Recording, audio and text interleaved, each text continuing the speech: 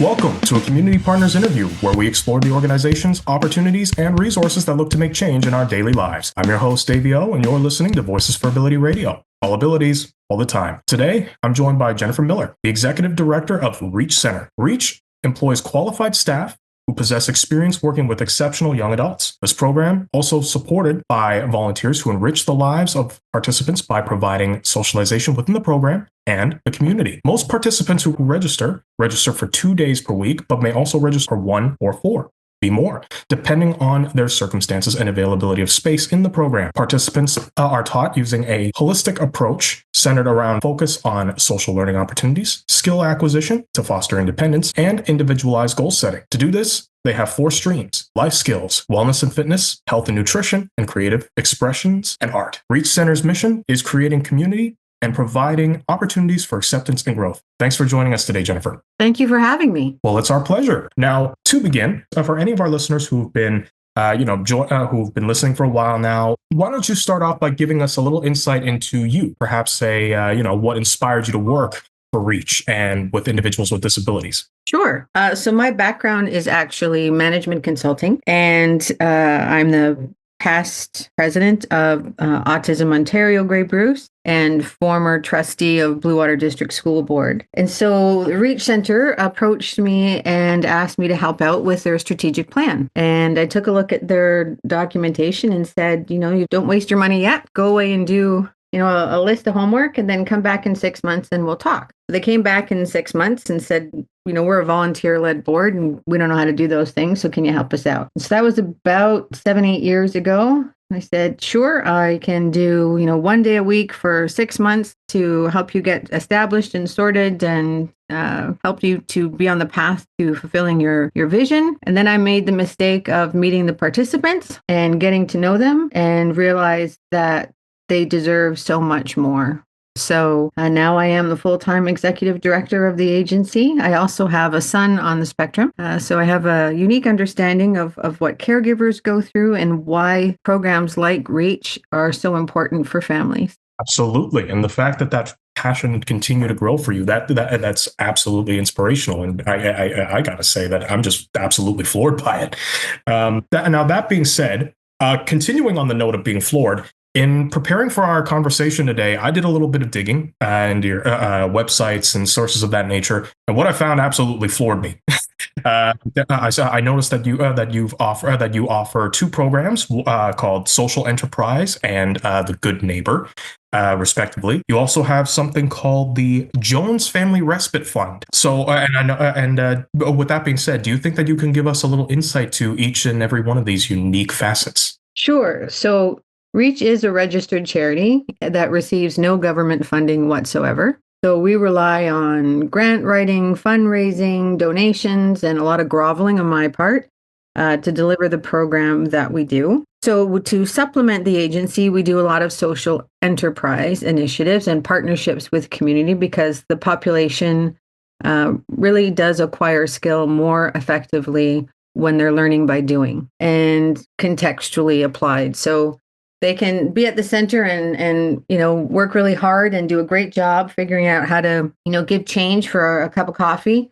But then you take them out into, Tim Hortons or wherever in town and sensory overload or whatever steps in and they struggle to do that same processing. So we realized that in order to ensure their success and to help move the line towards their independence, we needed to do more in community and get them more involved and engaged. So we have a learning shop at the center where participants that enjoy doing that sort of thing make crafts with a volunteer to sell in the agency and support their success. We have partnerships with various organizations in town, the Owen Sound Police Station, we have Bruce Grey Children and Family Services, we have Grey County, BDO, Northtown, and participants that, again, like to do that. They bake within the scope of the nutrition stream, package the goods, and then they go out in small groups with a facilitator to practice labor transfer skills. So time management, money management, social pragmatics, et cetera, and where they have to sort of share all of the things that they work on at the center in the community in an applied context. So, and the proceeds from that, again, sort of go back into supporting the nutrition program because we provide a healthy snack every day, which they help prepare and serve each other, as the kitchen is commercially permitted. So we have a partnership with our local food bank, OShare, where they go and help with their food rescue program. We volunteer once a week. A crew will go over that really likes to organize things and make sure all of the expiration dates are checked, and put light things together and stuff. So we support our local food bank. There's lots and lots of crews and things that we do to supplement the agency.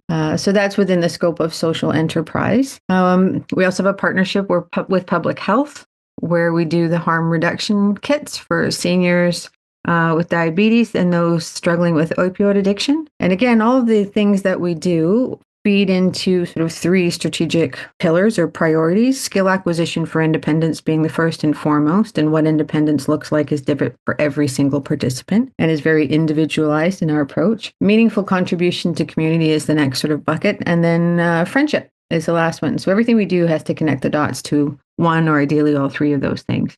And the social enterprise initiatives that we undertake are no exception. The other thing you asked about was our Good Neighbor program. So that was a pilot project we did in partnership with Owen Sound Nonprofit Housing, where we have a 3-bedroom townhouse, and a good neighbor lives next door with an intercom in between. And 3 of our participants reside there, and they subsidize the good neighbor, who's sort of the point person to help them navigate things that arise. So they're fairly high functioning with a high level of independence.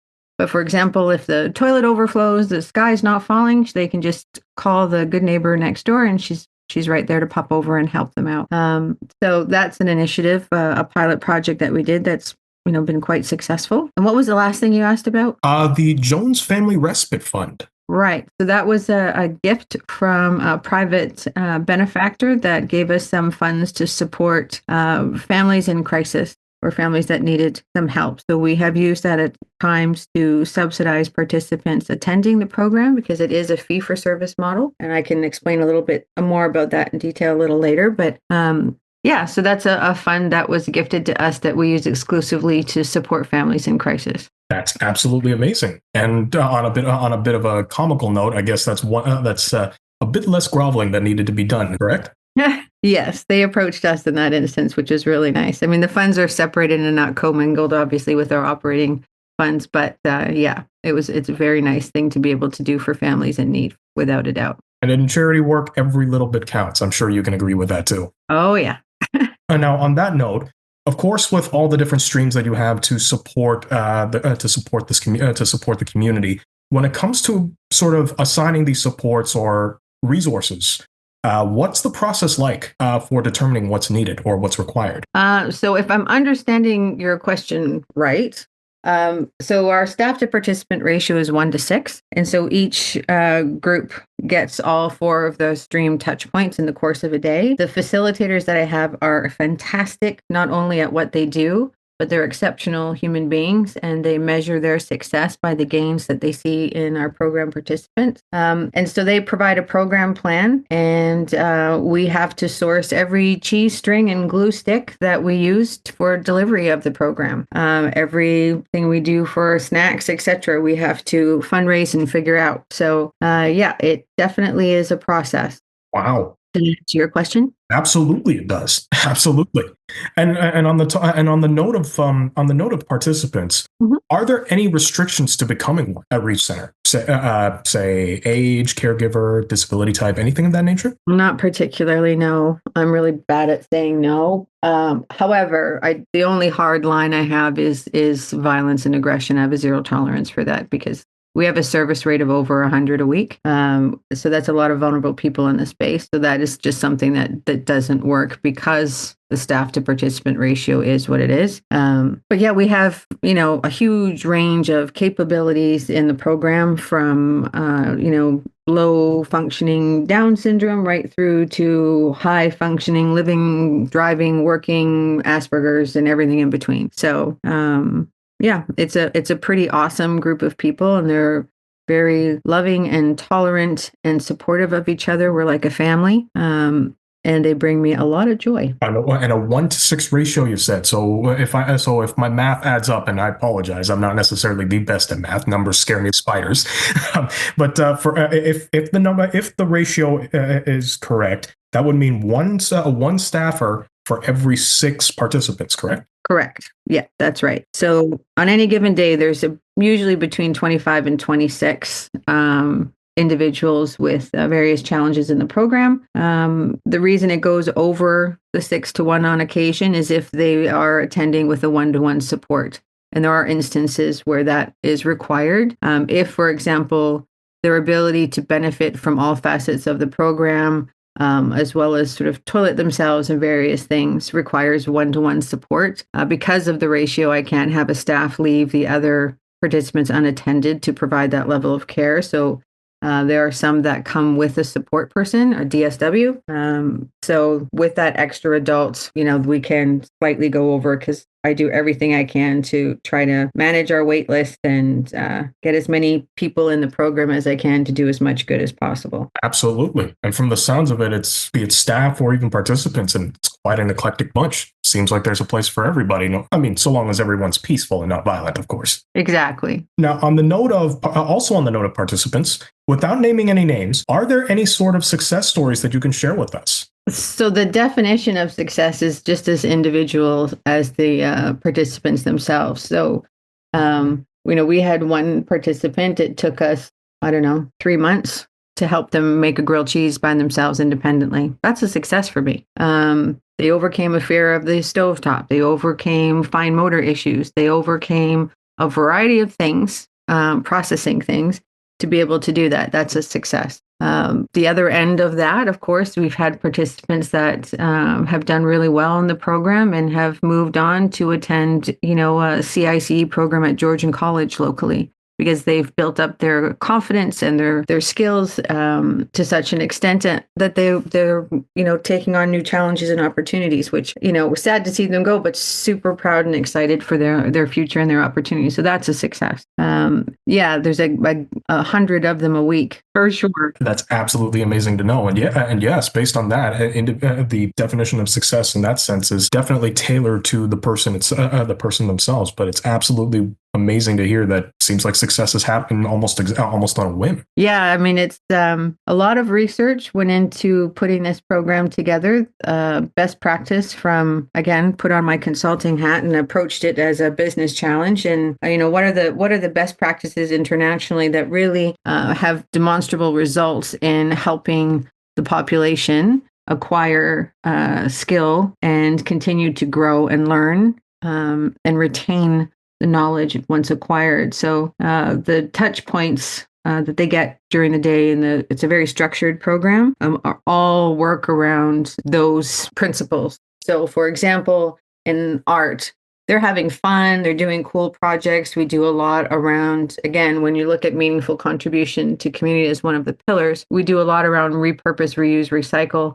My creative expressions facilitator, Mark, is fantastic. So they have a lot of fun, but woven through the fabric of being creative is not just, self-expression and, understanding composition and color theory and all of those sort of top layer things.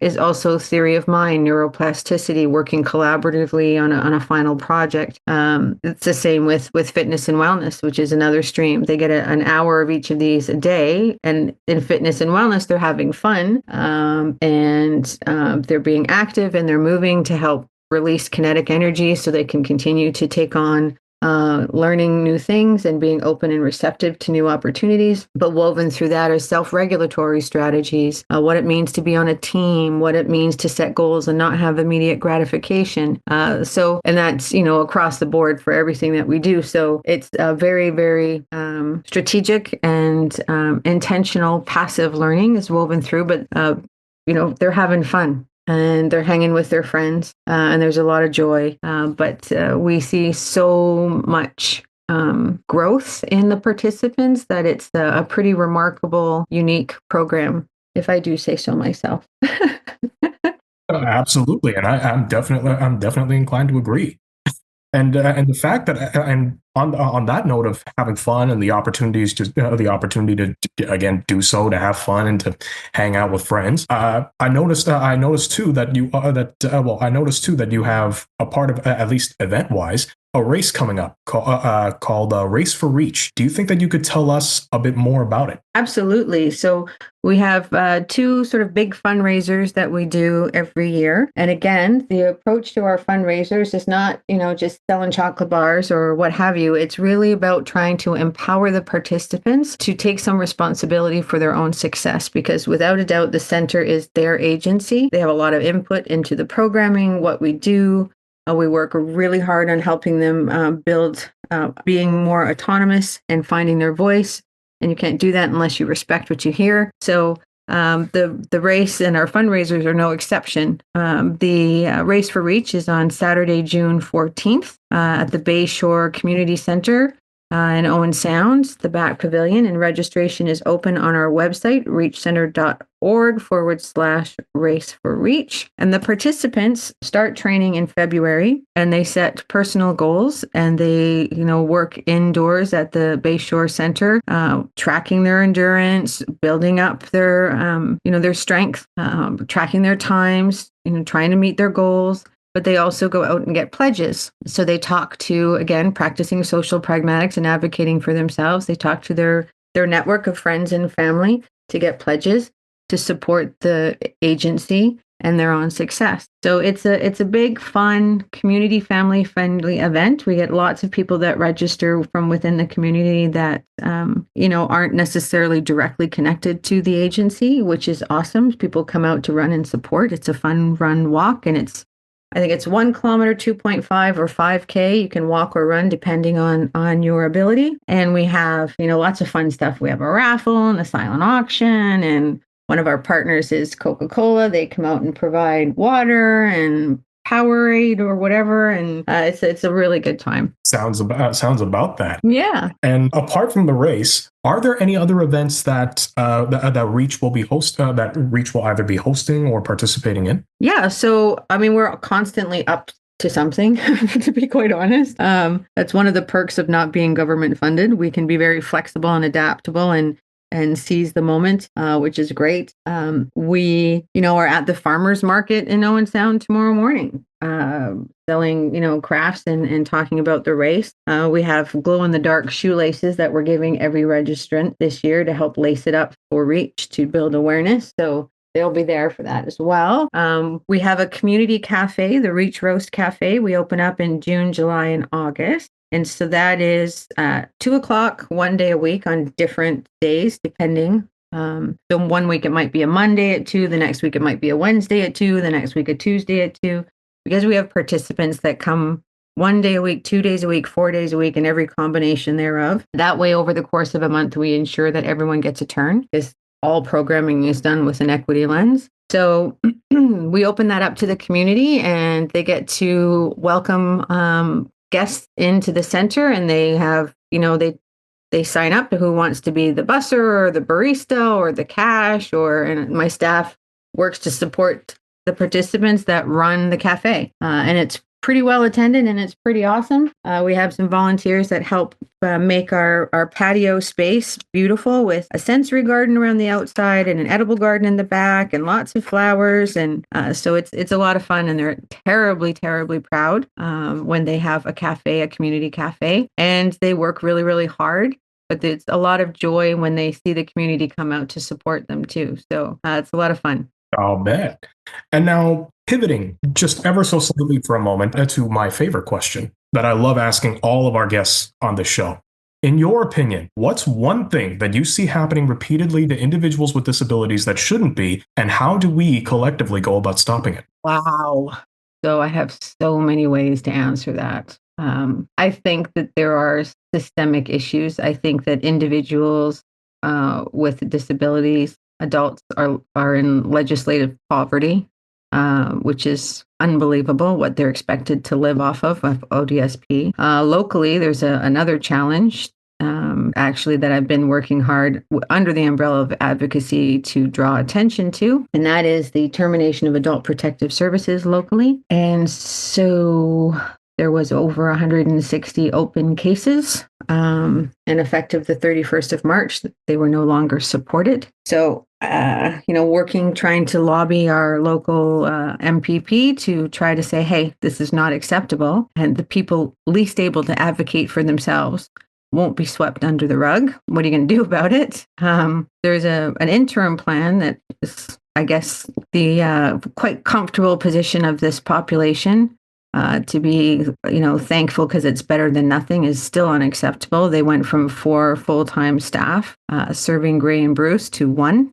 So I'm not really sure how they think that the same level of care and support can happen. But, advocate for the ministry to step up. That's just one example at a very local sort of level. But I think for sure the biggest issue is the funding issue, because the reality is funding equates to opportunity. And the opportunities for this population come with a higher price tag just because of the needs and the supports required to facilitate their inclusion, which I understand. But, it's when you're expecting the population to live off of next to nothing, $1,300 a month or something, when that doesn't even cover most people's groceries, I think is appalling. So that would be my biggest gripe.